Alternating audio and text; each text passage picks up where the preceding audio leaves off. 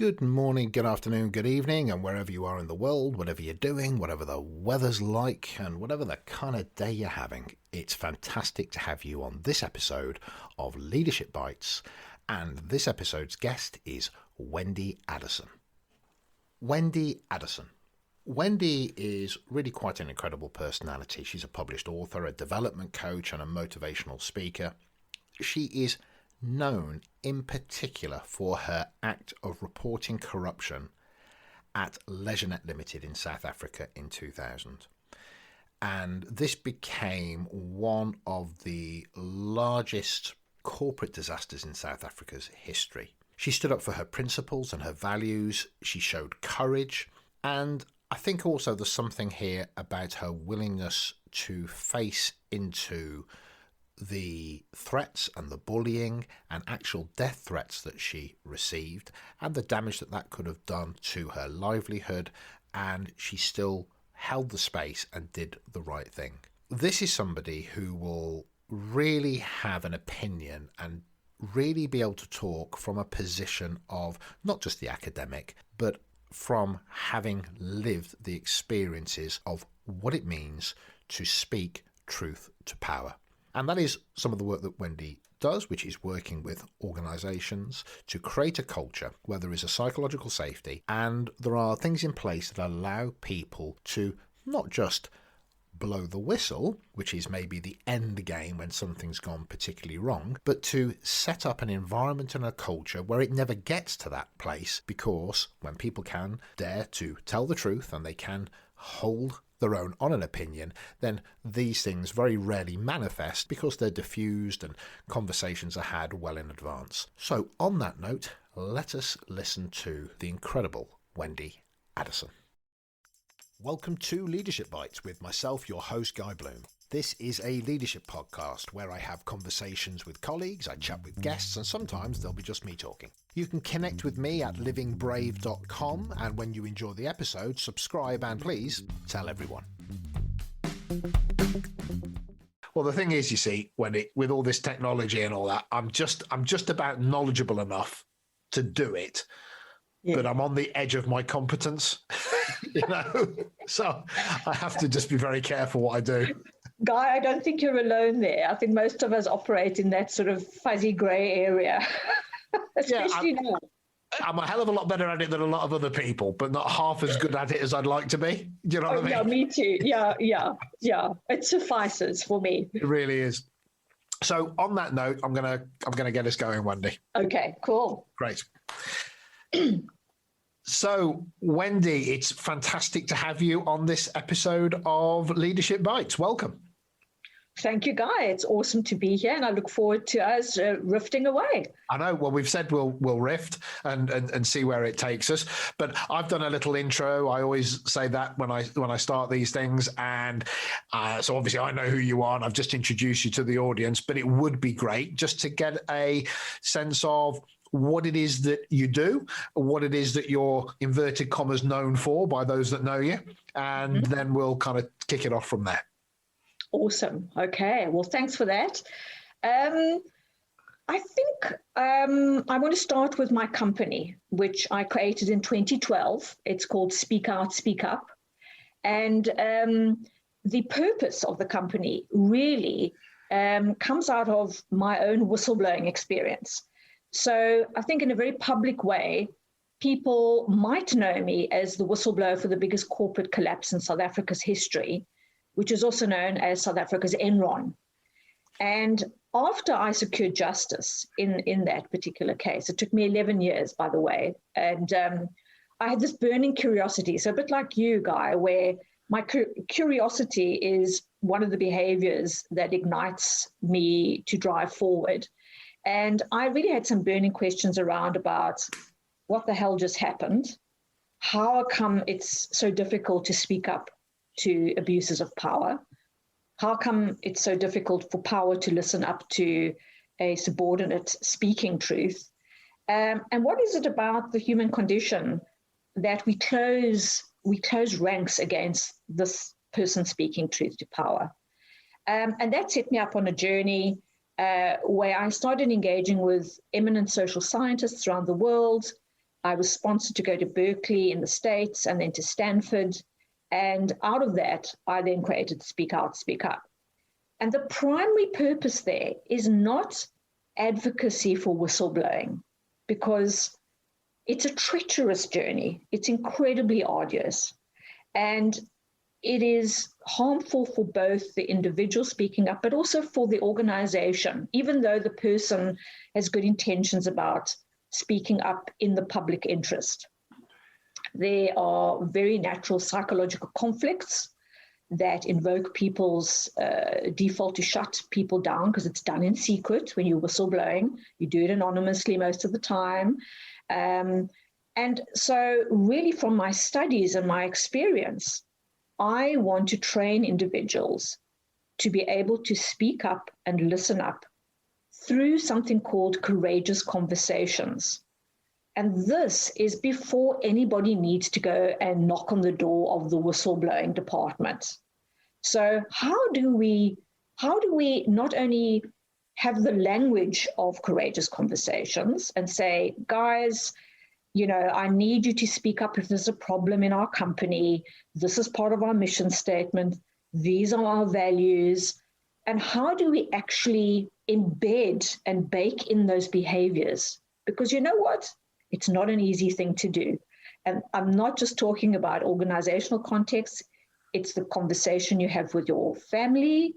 It's the conversation you have with your neighbor about boundaries and the tree that you want to chop down. It's asking for a raise. It's saying no to somebody in need. And it's about how do we navigate with curiosity and a beginner's mindset so that we learn about our conversational partner instead of wanting to teach them what we know only. And, that's really my mission. That's really my purpose. And that's the purpose of Speak Out, Speak Up. So I hope that encapsulates a little bit of the work that I do. Yeah. And that's what attracted me to reach out to you. And you graciously said, yes, you come on the episode, the podcast. And I love that phrase, truth to power. Yeah, it's a difficult one, though. Yeah, it's easy to say, right? And easy to put on a T-shirt. But yes. It's something I noticed, that it doesn't matter if you're the CEO speaking to the chairman of the board or whatever it might be. It could be hierarchical, it could be positional, it could be psychological, it doesn't matter. The power, it takes many guises, right? Sure. So yeah, I do. I think we'll kind of come back to this, and I think that very much so, because that's why you're on the episode. Yeah. And I think it's going to lead us down a great conversation. I think before we get into that, almost the dynamics of what you're doing right now, you did obviously allude to, some of the sort of what you're known for. It was LeisureNet, I think, wasn't it? And that's correct, yes. Et cetera. But, there was a pre-LeisureNet as well. So almost, how did you get to maybe this position? That's what you're doing, but how did you get here? And I want to be careful when it comes to that experience, but there's, because we could probably spend about 2 days of an episode on that, I'm sure. But I think it might be worth just people hearing an element of that story that said, when we get to that part of the story where your brain went, Houston, we have a problem. And some of the stepping stones that you had to go through. So I'll hand the baton back to you to maybe do the story, bring that particular one to life, and then get us up to present day. Sure. Thanks, Guy. I really want to start with my childhood, really, and my family dynamic, because I think we are taught in our lives that people become successful in a very linear fashion. That we start here, we're ambitious, we get supported, and we have role models, and then boom, we're suddenly a successful individual. I want to really knock that on the head and disrupt that complete notion. A lot of people will expect that because I spoke up to powerful people, that I had this moral role models in my family dynamic that created this part of my character. And I want to share with people that's quite the opposite. In fact, my family dynamic was really fraught with what we would call narcissistic triangulation. I was the scapegoat in that family dynamic. And rather than coming from a place of empowerment and positivity, the positioning of me in the family dynamic as being the scapegoat really gave me voice later on in my life. But often when we're growing up, we don't really consciously understand the power within some of the fragmented parts of ourselves. There's power in that. And so I just want to park that there because it's an important part of my story. And when you say power in being being the scapegoat gave you a voice? Yes. In a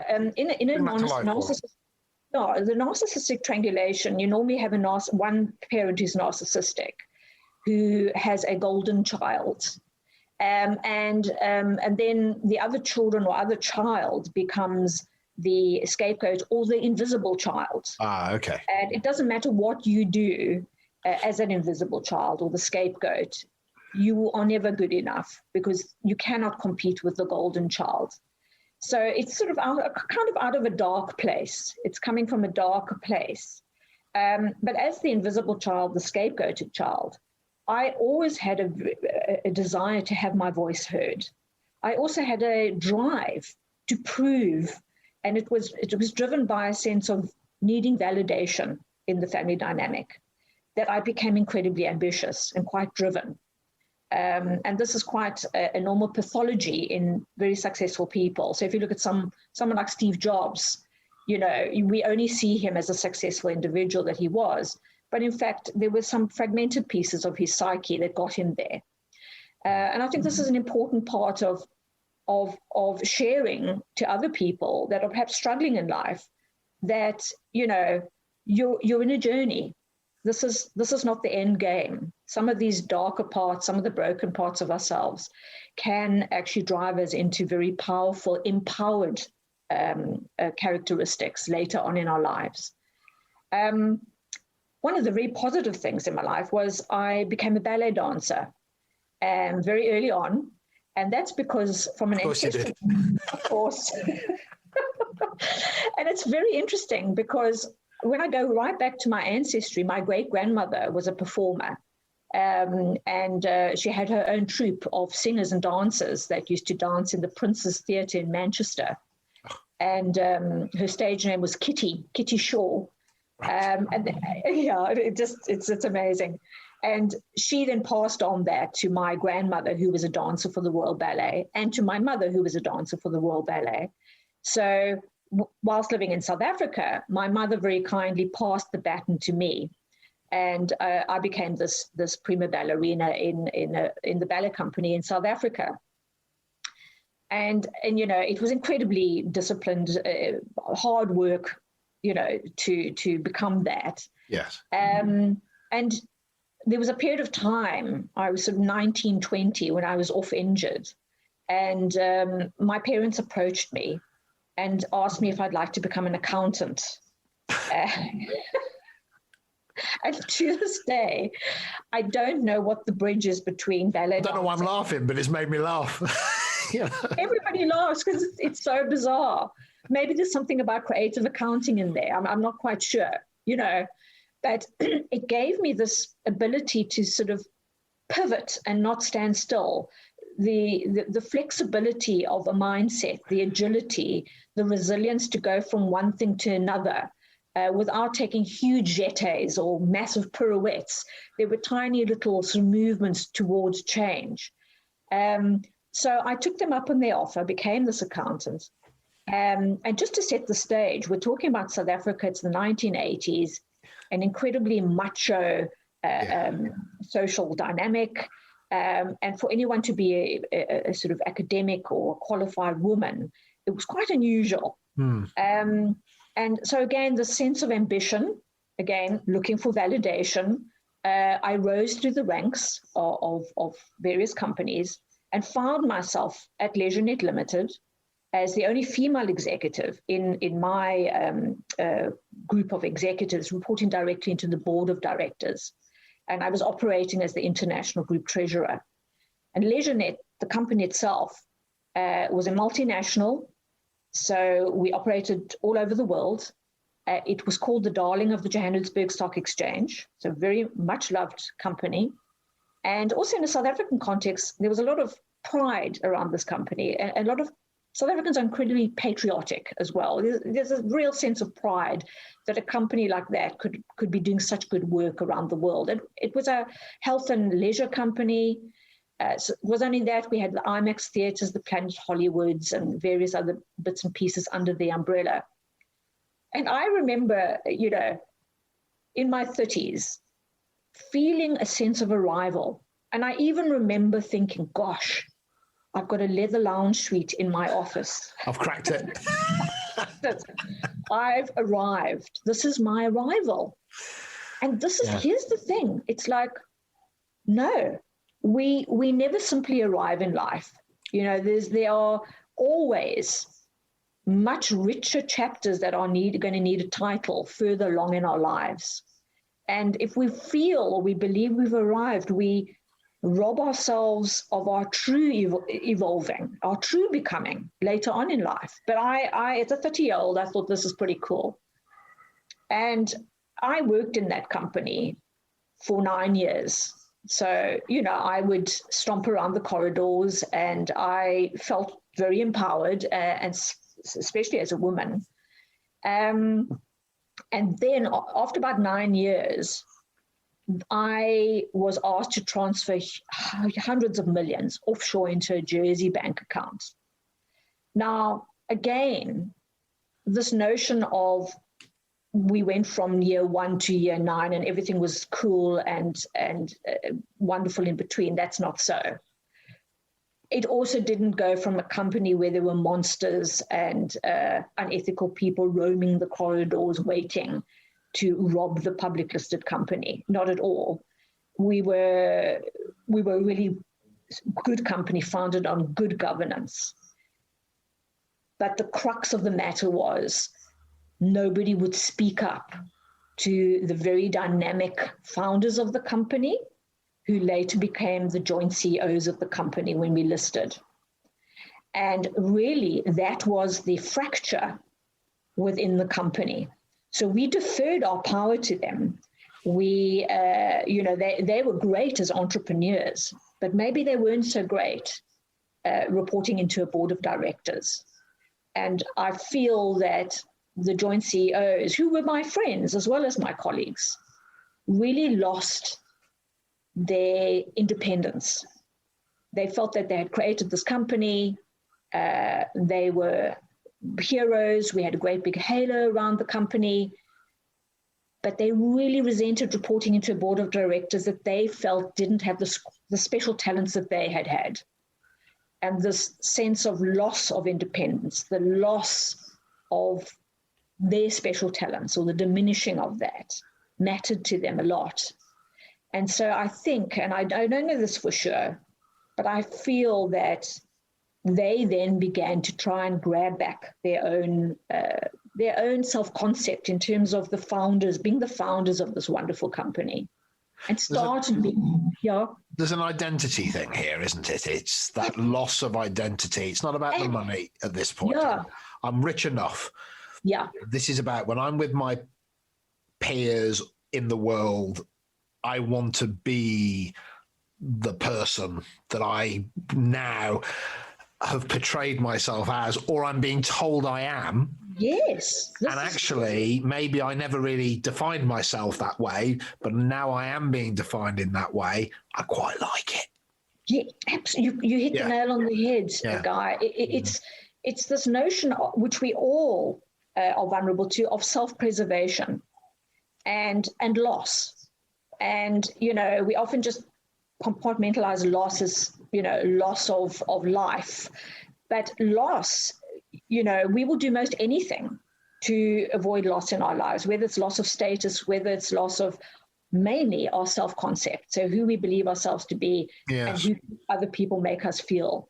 So this narrative or this mindset around grabbing back that was, I think, what drove them to start taking shortcuts, Yes. start, shooting from the hip, very cowboy fashion, and starting to really be incredibly dishonest and doing lawful but awful behavior, which then cascaded into illegal behavior. It's fascinating. I've got two little things that jump into my mind when you talk about it. One is that people kind of fall in love with their own caricature a little bit. Sure. Sure. They like the identity, but also very often those, people that create companies at that level are not cut from the normal template. Sure. I know quite a few entrepreneurs, and they're up at 4, and they're working till 4, and they're built of a different thing. And there's an adrenaline, there's a risk, they like bobbing and weaving, ducking and diving, and the status quo doesn't appeal to them. They actually almost enjoy the risk of absolute failure. Absolutely, it's a very interesting paradigm, those kind of behaviors. Yeah, and it's interesting. And the thing is that I think also the tendency for these people to be great is there, but the tendency also is for them to ignore risk and peril. And I think we, not just as employees, but also part of the community of societies we live in, the world that we live in now, that we are all responsible to be able to speak up in moments and go, hey, I think you've missed this risk. Can I let you show what might happen if we go down this route, if we go with your decision? And so it's all up to us. We've learned this narrative of who am I to say anything? Well, who are you not to say anything? And I think we have a greater responsibility to be able to say to people in power, because they are also fallible, they are also vulnerable. And so we need to take the responsibility to bring things to their attention in a constructive way, in a helpful way. Yeah. That's the Marion Wilson kind of, you're playing small does not serve the world. Absolutely beautiful. Yes, it's exactly that. And again, this contagion of, going back to Marion Williamson, this contagion of, by speaking up or stepping into your own light, I think she says. You enable others to find theirs. Yeah. Absolutely. You give permission to others to do the same. Incredibly contagious. But it takes the outlier. It takes the disruptor. It takes the dissenter, the person that perhaps has a little bit of different experience, to be able to have that conversation. It's incredibly fraught with conflict because, of course, and I'm talking from my own experience, but also from my research and also working with people in this field, that when you want to speak up and listen up, by the way, you are also putting your self-concept on the line, because the thought occurs to us in those moments of friction. What if I have this conversation and something pops up about who they believe I am that I don't find tasteful? How will I respond to that? Because our default is going to defend who we are. That's going to become the primary conversation piece. It's not going to be about the conversation anymore. It's going to be about, how dare you say that about me? And so most of us avoid having these conversations precisely because our self-concept might be challenged. And I do think at a base level, there's a kind of, people never refer to Maslow anymore, which I think is a great shame, because it's old hat. But that baseline of I fear the loss of a job, and I feel the loss of a financial income, and so that is my self-validity. But then there might be that inherent primal fear of roof overhead, and those two things together. My fear to protect and provide, or not to be, which is my personal validation, Yes. to survive in the world, then put those two together and you can very quickly end up in a submissive space because I want to protect that. So listen, when you went into this moment, I mean, you're using, the definitely the language of education. You've educated yourself greatly in this, area and space. But thank you.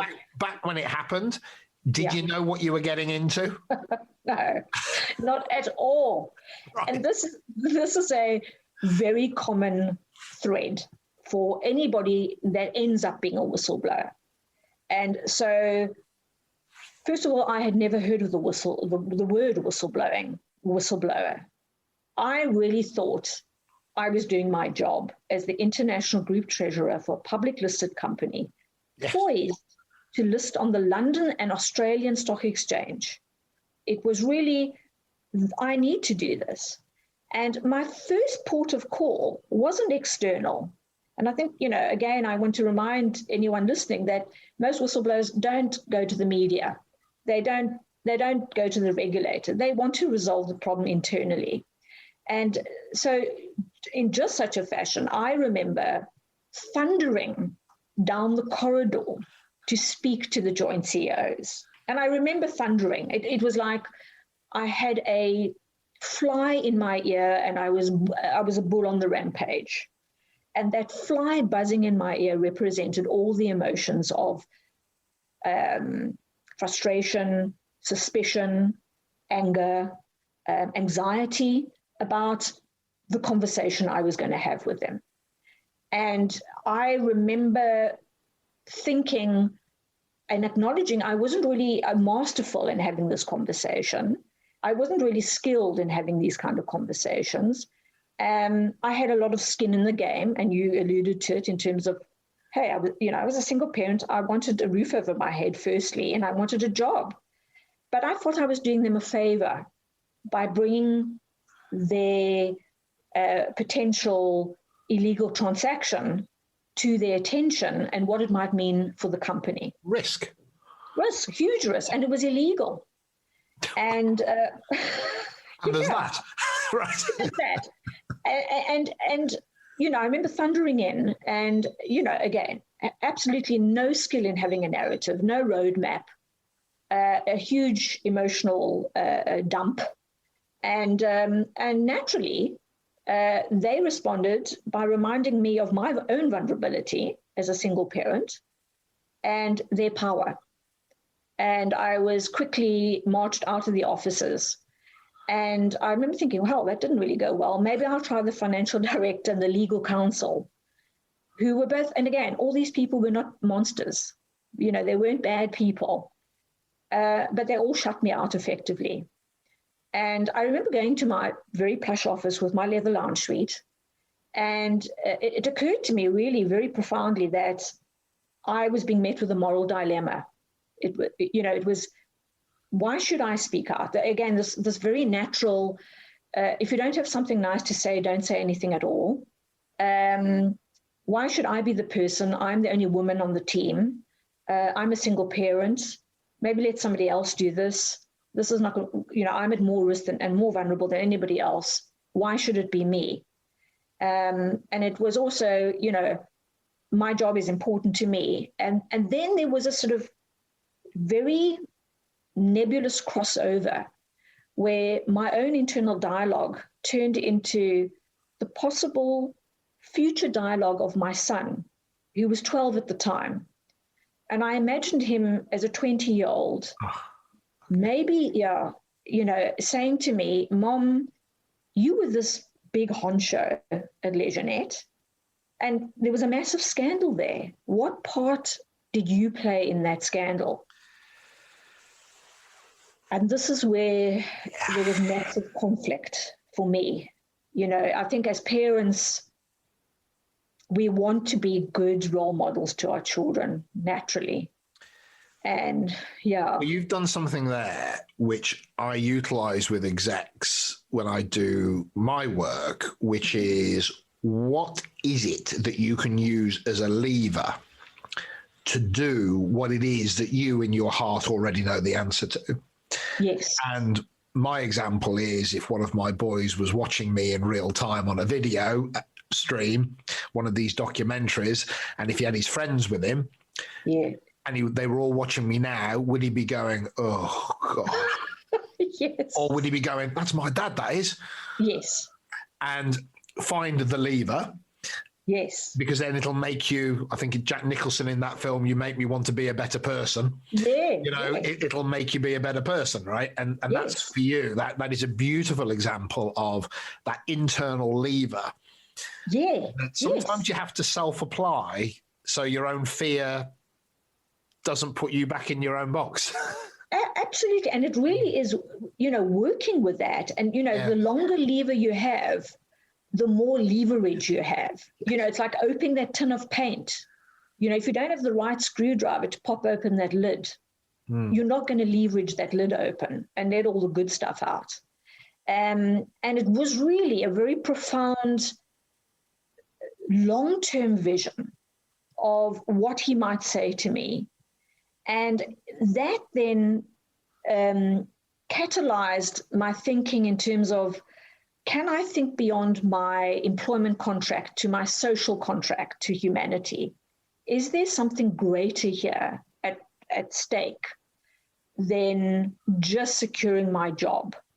And can I ask what actually is that? I mean, maybe not the exact words, but to paraphrase, is that the conversation you were actually having with yourself at the time? It was more of an emotional conversation. And what I've done, obviously, over the years, I put a narrative to it, right, so that I can share it effectively. Yeah, I get it. But I think there was a great sense of, I've got to look beyond now. I've got to look beyond now. And also, I think, as I'm talking to you, I'm also acknowledging how pivotal my own ancestors have been in my behavior. I am able to look back at my ancestors and what they were and what they became and their struggles.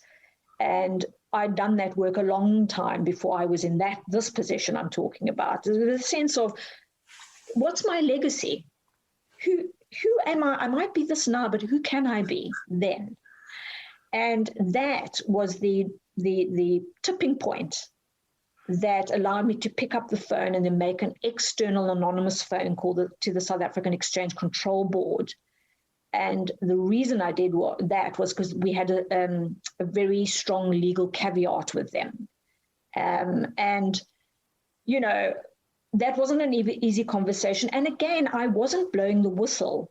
I was picking up the phone to say, hey, am I right in thinking if I transferred this money to Jersey, this would be illegal? That's all I want. I want confirmation. I want to know if I'm right or wrong on this. And they said, absolutely, you'd be breaking the law. Come in for a conversation with us. And I remember considering this and thinking a definite no, because their board of directors played golf with our board of directors. And so I wasn't there. Now, unbeknown to me, this is the year 2000, and South Africa had just incorporated the King's Commission of Corporate Governance. And again, I don't know this for certain, but I think there was a very strong desire in South Africa to do the right thing and to have strong corporate governance. And so when I made this phone call, the South African Exchange Control Board felt that it was their duty to immediately investigate. There was no in between, well, let's flesh this out. Could we have a further perfect situation at the perfect time, right? Exactly. Yeah. And so they traced the call and did a dawn raid on the company's premises within sort of 7 to 10 days. And very quickly, I was identified as they wouldn't have called me a whistleblower. They would have called me a rat, a snitch, various other horrible things, and fired. So here I was, yes, having lost my job, having lost my livelihood. But what was worse was because of the death threats that followed, there was a potential for me to also lose my life and the life of my son.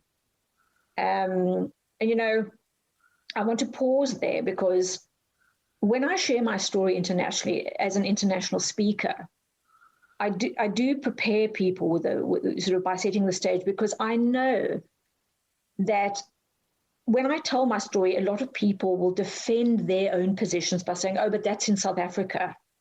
That would never happen here.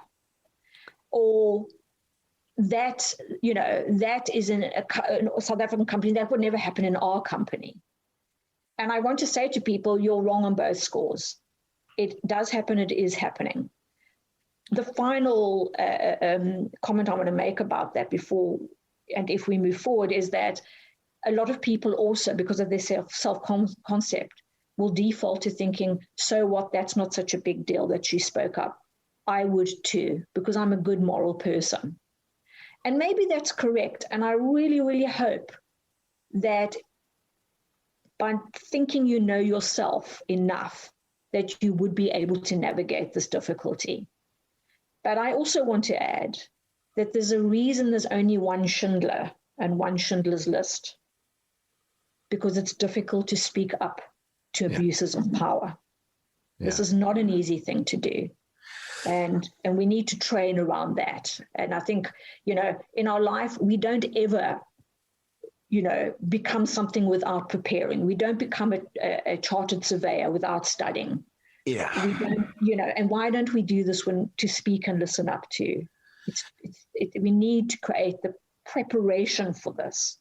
So there's a couple of things there for me. I mean, one is, I think it depends a lot. There's a lot of variables in the human being, and you've just got a new house and you've just got a new baby and you're financially on the edge, but you'll be fine in due course. But and then something happens and you go, and you're just in COVID and the market's not very good, but you have a secure job and you think, well, if I do say anything, how the hell am I going to get a job? And I've got to. So some people that wouldn't matter; they do it anyway.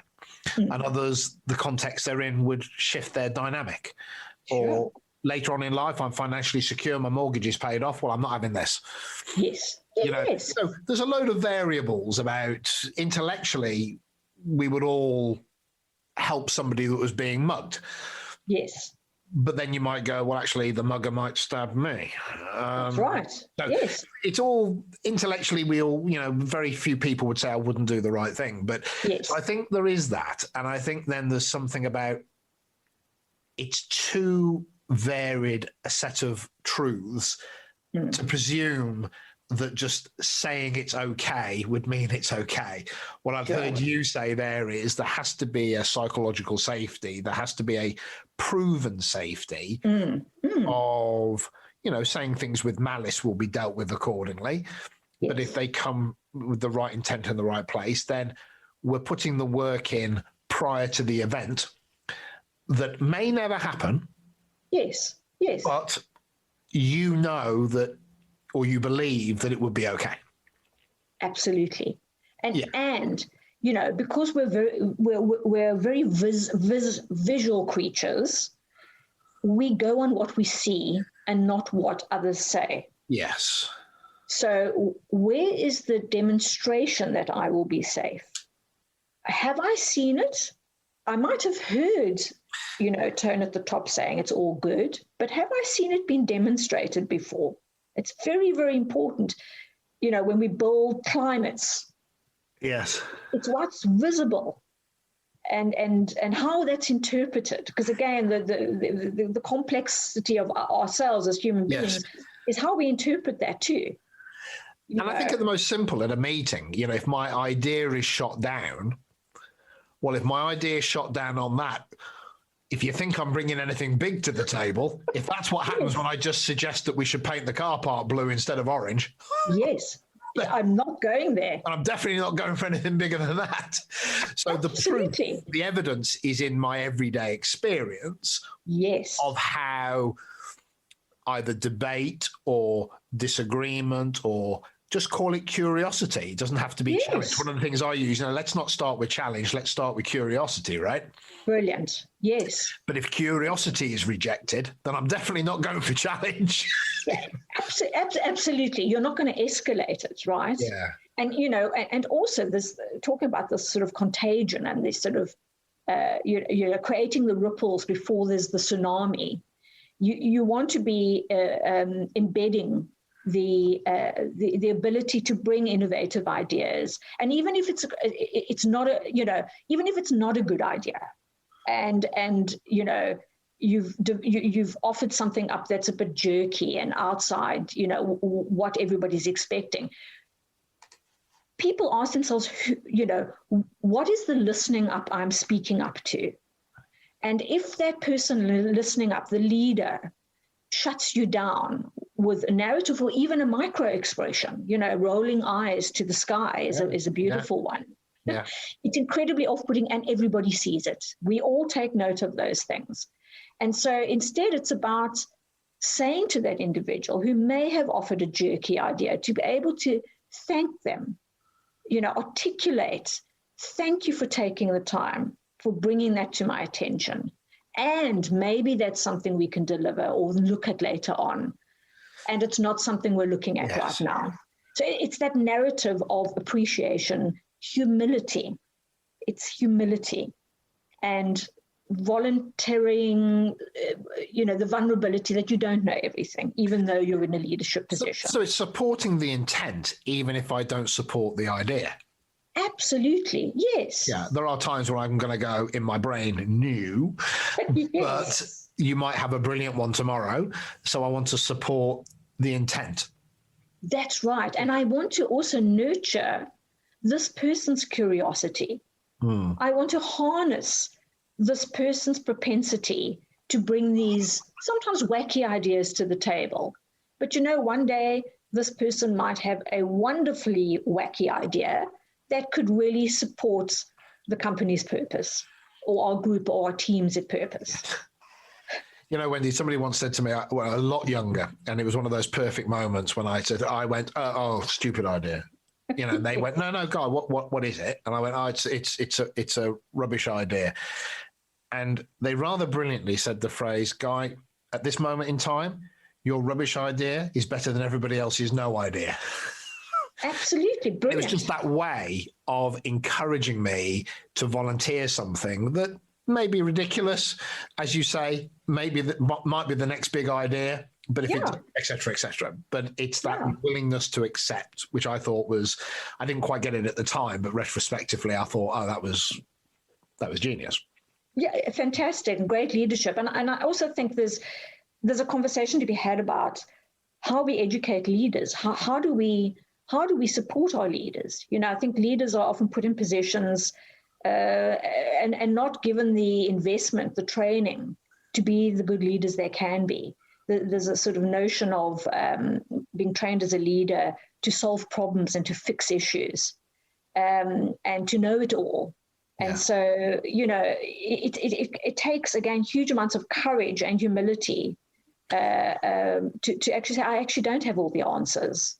So to work with you, Wendy, if an organization was, the story in itself is a great story. I think it's a catalyst. It's a reason to pay attention. It's, there's a whole host of things in that. Thank you. And there's an education in that story and your willingness to offer it. Then there's something about the experience maybe of working with you that goes beyond the story itself. And what is that? Why would an organization knock on your door? And what is, we can all do things, but what is your sweet spot where you go, this is why you would call upon me. This is how I would enable or help or develop. So I'd love to hear about that. Yeah, thank you. Well, thanks again for validating my journey. When companies do work with me, there's a number of ignitions for them.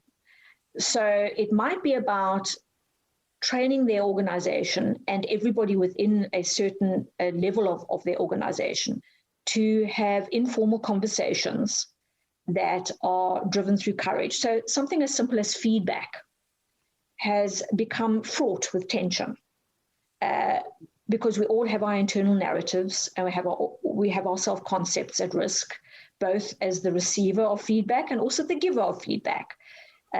So what's worked in the past for organizations is for me to go in and to actually train teams and individuals in terms of how do we provide informal feedback every day so that it's not once a year kind of that really awful form that we all have to fill in and go through this awful conversation which nobody really cares about, and it's fraught with tension. So how do we build the narrative, the roadmap around having learning conversations rather than having right and wrong conversations? What are the narratives? What are the words? What are the body languages? What are the micro expressions that we can do to help that become a growing experience rather than just a polarized opposite kind of conversation, a linear conversation. We want to be circular in these conversations. So feedback is one of them. The other one is I have been really worried and concerned that organizations have defaulted to the concept of if we get a hotline, a whistleblowing hotline in our organization, we now suddenly have an open culture. No, not at all. In fact, in some organizations, people will believe because they only have a whistleblowing hotline, that the actual organization is a very closed organization, that the only way you can have a conversation, whether it's about malfeasance or whether it's about there being no toilet paper on the third floor toilets, I can only go to the hotline to let people know about that because everybody's so fraught with fear and insecurity. So hotlines are not gold. Hotlines are barren land. You have to dig for the gold. And so what works for organizations that work with me is being able again to build the language, the narrative, the roadmap around having daily informal conversations around possible unethical behavior, possible unethical practices that have happened in the organization, and stopping them at that point, investigating them informally at that point, rather than it heading down the slippery slope, and 9 years later you've got a Wendy Addison popping up going, I'm actually going to phone externally to see if this is an issue. So it really is saying that courageous conversations is before the ethical slippery slope. It's informal. It's less expensive in the long run, both from a financial point of view, but also from a reputational point of view. Whereas whistleblowing might seem the right tick box to have in your organization right now, but it's very short term and it can be very expensive in the long term. And there's also something about diversity and belonging and contribution. So again, there's a big push around the notion of diversity and belonging. But there's another piece about that. It's about contribution. And speaking up and listening up is about contributing. And it shouldn't matter what gender you are, what race you are, whether you're in a wheelchair, what world experience you have, the more diversity, the better. But how do we get people to contribute to a diverse team when they have their own internal dialogues going on that prevent them from doing about that? Their position and their relationship with power. And absolutely, and their self-concept as being different. It's, I deal with, some of my clients are in the construction industry. And health and safety is an interesting one, because if you're not in the construction industry, health and safety is just one of those things that you go, I don't know, don't lick an electrical current. I mean, you don't think about it very much, but when you're in the construction industry, it's front and foremost. And the training on it is not complex, but the relationship with seniority and seeing something that's not safe. Yes. And the willingness to, in theory, I'm 18, it's my first day on site, something looks wrong, who am I to say anything? Exactly. And the first thing they work on is, look, it probably won't be that difficult for you to realize what's safe or not.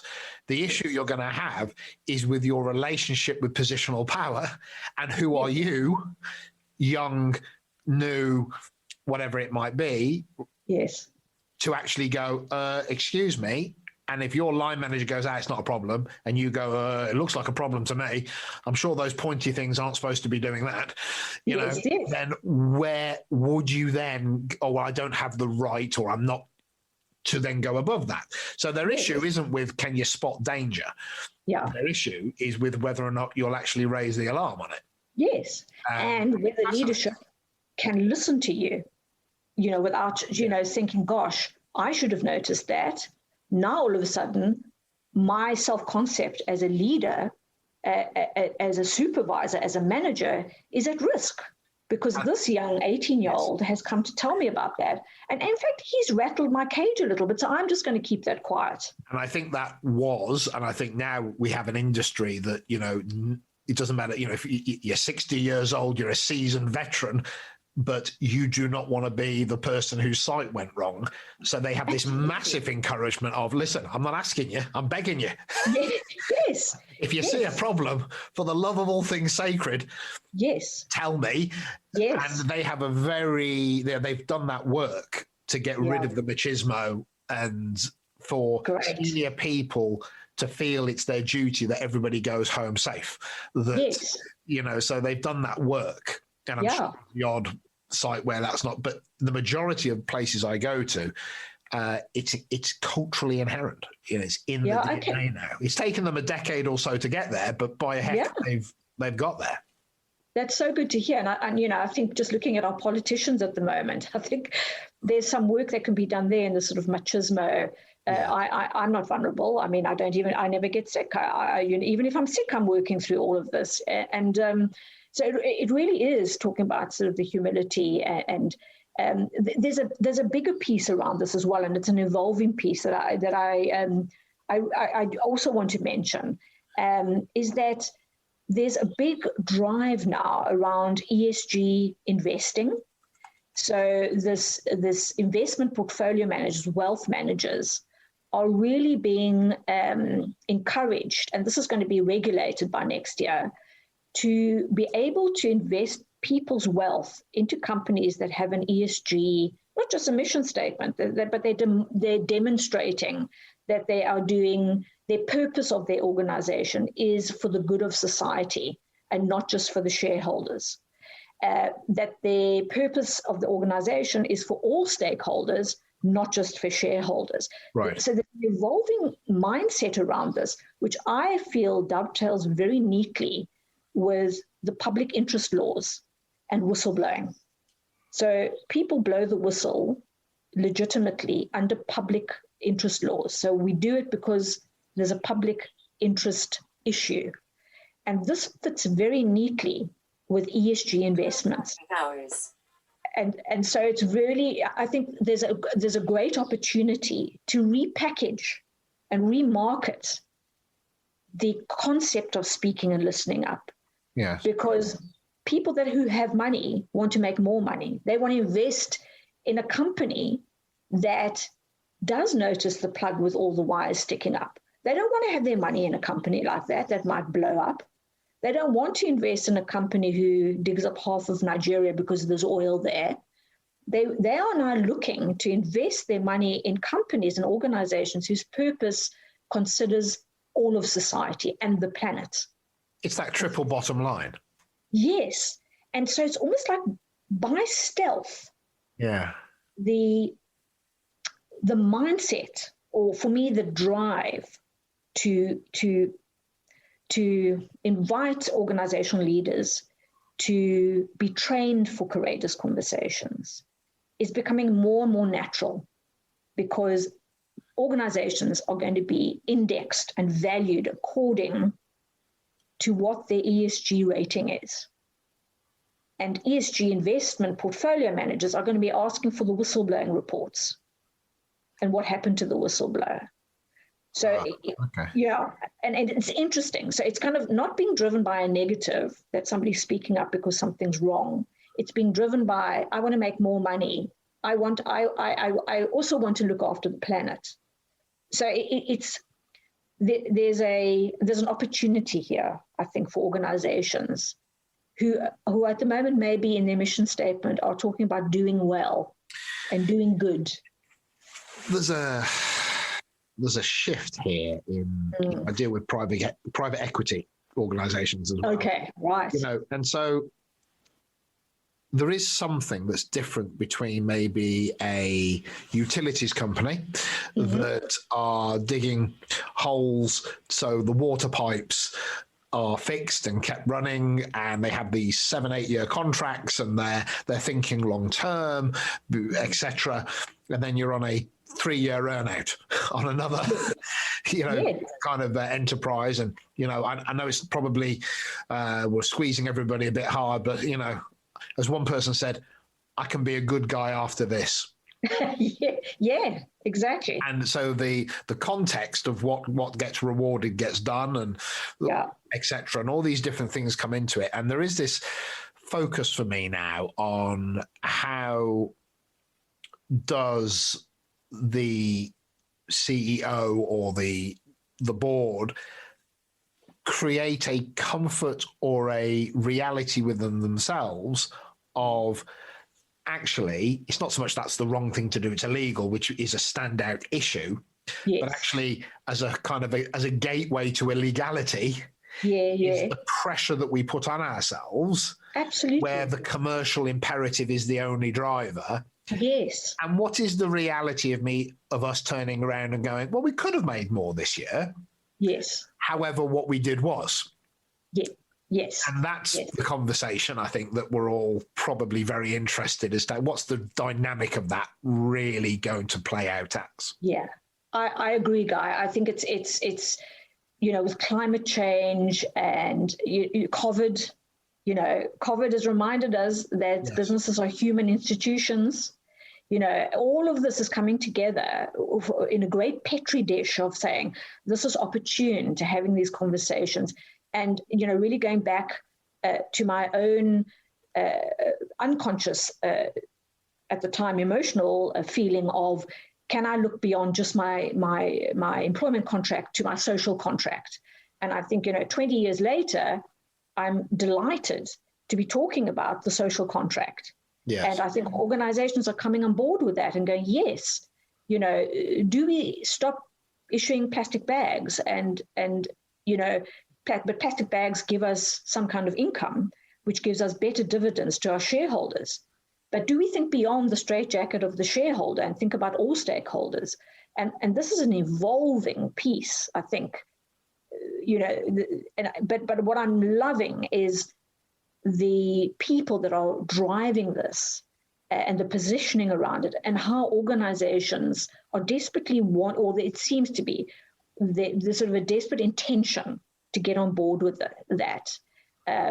So I'm looking forward to how this conversation continues as we go forward, and to be part of that conversation. So time is cruel. So I'm alert to the fact that with a bottle of vino and a curry in front of me, you and I would just keep talking, or I would keep talking. I keep talking anyway, and you politely listen. So just for me, as we kind of bring this to a close, which has been, I think, a fascinating kind of overview and insight into you and where your energy goes. Two things for me. If people wanted to reach out to you, where's the best place to do that? Or what's the best route to that? And I can put that in the links below, but it'd be good to understand where that is. Okay, so thanks for that invitation. If people want to reach out to me, they can go to my website, which is speakout-speakup.org. And I'd be very grateful if you could put that in the links there. Yeah, definitely will. And there's a blog there that I write most months about my thinking on things as they pop up.